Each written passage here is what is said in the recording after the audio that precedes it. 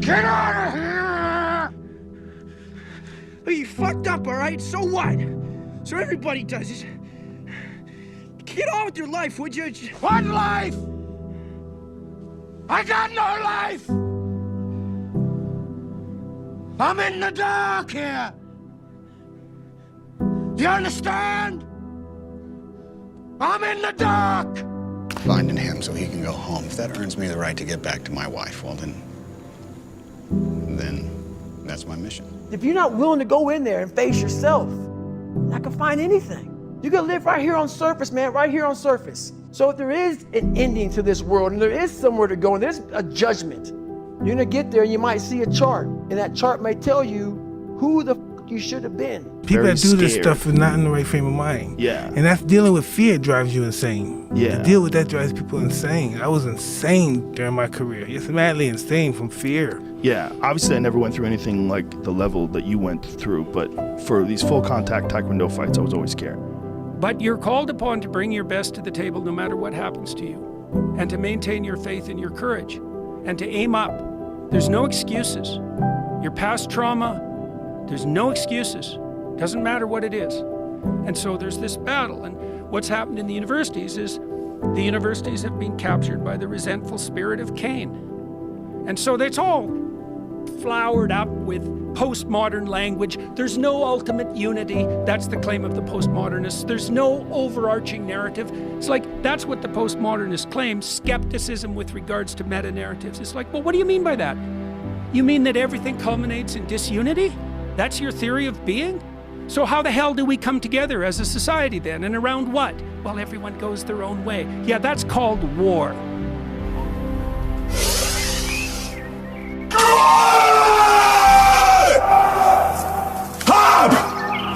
Slaves worked all the hours they were awake for their entire lives. In American history, in Egyptian history, in the rest of the world that had slaves, which is most of the world at some given point. I think, like, if they can do it, so can I. Now you're like, well, did they have a happy existence? Well, they didn't get to pick the work they did, but it means that you can work. That's if you have the cap behind you. You can work every hour of the day.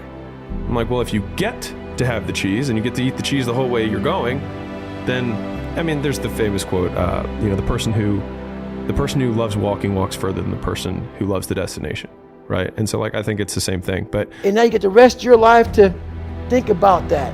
Man, I could have lived a much better life if I just would have just suffered a little bit more. If I just would have went in that and realized I had so much more. But fear and the 40% and living here versus living here, being afraid, stopped me.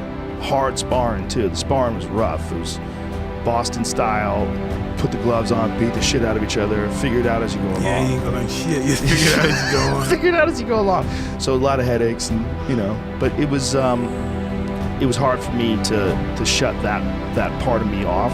The part of me that just wanted to conquer. Part of me just wanted to win all the time, to figure out a way to be more intense, more driven, more focused. But when I did stop fighting, it was a huge relief. Like, the relief part was worth the extra anxiety that I got. It was worth it just for the relief of not thinking about fighting all the time, not thinking about when's the next tournament, when's the next event, when's the next thing I'm doing. It was just that weight. But for you, it had to be weight crazy, because not only is it the weight, it's the heavyweight championship of the world. I always wanted to make my mentor happy. That brings joy to my life right there. Why? Because I know there's so many people that have the ability and just refuse to get off that couch.